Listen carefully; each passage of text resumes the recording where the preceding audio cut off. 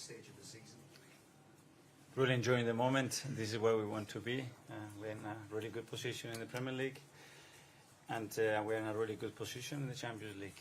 We have a big task ahead of us against one of the most successful teams in Europe, clubs in Europe, and that's the hurdle that we have to overcome, and we are really looking forward to it. I think Bayern's sporting director has said Arsenal are the favourites for this game, but how would you assess Bayern's threat given their poor league form in the season they've had? Top team. I'm a big fan, big admirer of Thomas. His teams, the way they set up, the way they play, what they transmit. I have learned a lot about him.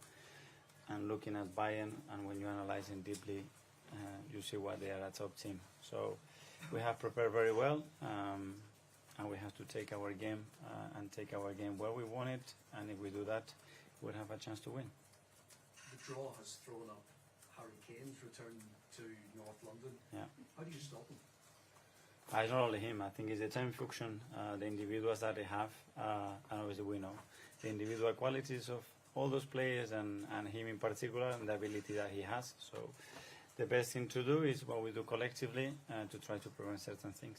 Do you think his record against Arsenal can be a factor in this game at all? Do you need to kind of pay attention? Hopefully not. What is it about him that makes him such a threat? Well, consistency. When you look at his numbers over the last 10 years, it's unbelievable what he's done. So he can score in many different ways. He's got the service, he's got the players around him as well to provide those opportunities, and this is what we have to try to avoid.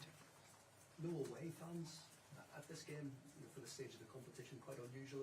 Can it be a factor at all?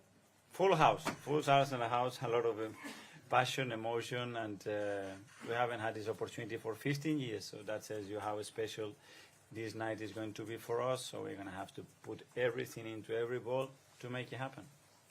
And just finally for me, maybe a question about the title race as well, because you're trying to combine that with, of course, winning the Champions League. I know Jurgen Klopp said at the weekend that if Manchester United play like they did on Sunday against Arsenal, then Arsenal will win. Did you have any thoughts on what he said about that? No, I can only talk about what we do. Okay. Gary? Mikel, looking back to Sporting and the exit, then you lost 2 players within 21 minutes, which was a massive shock. What have your team, in terms of having leaders on the pitch, how much have they grown and developed? Because they stepped into a next season when they're in the Champions League, it's a level up, but you're still fighting for the title. It feels like your depth is stronger and your leadership is stronger over the pitch. Would you agree? Hopefully we are better. We have learned for sure a lot of stuff over the last few months. I think players have evolved. We all have tried to improve and be better than we were a year ago, and as you said, it's been a really demanding season. Obviously it's a huge step for us to be in this competition, and on top of that be competing in the Premier League the way we are doing, and this is the challenge, but as well we are so excited to be part of that. Bayern Munich, 5-1, 5-1, it's being talked about. Is it coming anywhere near your dressing room?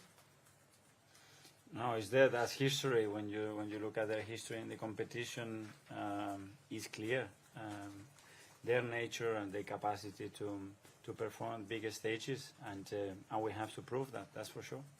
There's always been this consistent belief for your players that have come off the pitch, even when they've suffered setbacks. Has that come from the hurt of just not getting over the line last season, or has it come from the training you've been able to put in since you come? Hopefully it's in their nature as well. Something has to be within them, and we will try to inspire and get that part of them as much as possible to become better, to be more competitive, and have that resilience and that will to win and improve every single day. And collectively you do that, I think the outcome is powerful. George? Mikel, just in light of the league table over the weekend, and 7 games to go in the league, more possibly in the Champions League, I just wonder, have you almost got to be near perfect from now until the end of the season to win what you want? Perfect in football is difficult. You have to be better than the opponent first, and then, yeah, when you have the moments, you have to be ruthless. And we've been really consistent and trying to be better than the opponents. lately especially, and we have to carry on doing a lot of the things that we are already doing. But you must feel as a manager now that your team they're looking pretty ruthless, aren't they, and strong?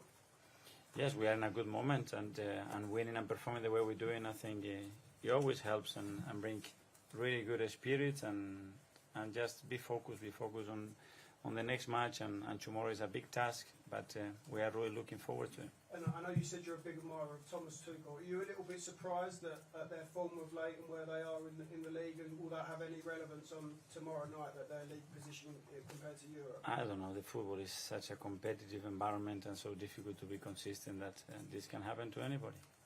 James, CBS. Hi, Mikel. Sorry, this is a bit of a niche question, but the Gabriel's block on against Brighton, quite remarkable stat about the proportion of shots you block. It's somewhere like 33%. Is that something you work on? What does it tell you about your team that you're blocking so many of the shots on your goal? Yes, we do work on that, but hopefully it's on the player's nature as well. We can't just allow the teams to shoot in our goal. We have to prevent every possible scenario that occurs before that, and when it gets to that stage, okay, that's the ultimate opportunity before our goalkeeper makes an intervention. So try to control everything that happens in that chain. Athletic. Hi, Mikel. You talk a lot about the evolution of the squad, but I was just wondering, for your evolution as a manager, the Porto game was obviously your first as Champions League knockout game that you managed. I was wondering, for you, were there experiences that were quite new in those games, and how did you take those? Yeah, but I think that evolution is not in relation to me. My evolution, I would think it would be in many other areas, not just because of our results, but as a club, which is the most important thing. We haven't been in this position 14 years, the opportunity to go through the next stage 15 years. So that's for this club a long, long, long time, and we realize that, and that's why as well we have this hunger and desire to make it happen. Claire. Mikel, I just wondered, have you spoken to Xabi Alonso at all for some tips on how to beat Bayern? Great question, but I'm not going to answer that. Obviously, you, as a player, had lots of duels with Bayern in an Arsenal shirt. I wonder what you think the difference is between back then, because back then it was always seen as a mismatch. Arsenal couldn't maybe compete, but obviously now, for many people, Arsenal are favourites for this tie. How much of a difference do you think there is from when you were playing and now as a manager? I don't know. I can understand those debates, those opinions. For us, it's irrelevant. We just focus on the performance that we have to put in to beat a top, an exceptional team with exceptional individuals, and just we have to earn every right in the pitch to make it happen and try to win the match. James, ESPN. Hi, Mikel. Bayern have had a bad season by their standards. They've lost 6 league games. They're not going to win the league. The managers are confirmed to be going at the end of the season. But is any of that relevant when it comes to a knockout tie like this? From my side, no. And as well, it's something that we have no say, no control. We don't know, and we just expect all the time the best from your opponent. But against Bayern, against any opponent, against Brighton last week, when we play Villa at the weekend, regardless of where they are, you always have to expect that they play in the best possible way and be prepared to overperform them. Because they've faced so much criticism domestically all season, does it, in a way, does it make them more dangerous when they come to a tie like this? Because they've got the know-how, they've been there before. Hopefully not. Hopefully not. And the first leg obviously is at home. Mm-hmm. How does that change the dynamic of the tie? Is it important to tell the players it's not a 90-minute game, it's a 100-minute game? Yeah, for sure. We know that every knockout stage is like this. The rules have changed as well, and that's very important as well. And you have to be able to manage the game and the scenarios that can occur within those 180 minutes. And one here. Yeah. Hi, Mikel. There seems to be a bit of a fear no one mentality to this Arsenal side at the moment. How important is it that you try and take that attitude into the game on Tuesday to really show that you do belong among Europe's elite clubs?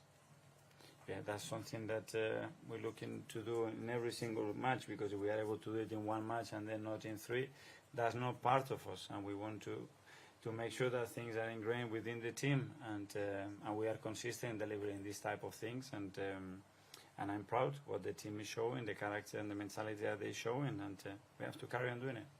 Okay, we've got 10:30 tonight. We'll kick off with John. Hello, Mikel. Hi. top managers often talk about breaking down barriers and kind of getting over hurdles that have not been crossed for some time.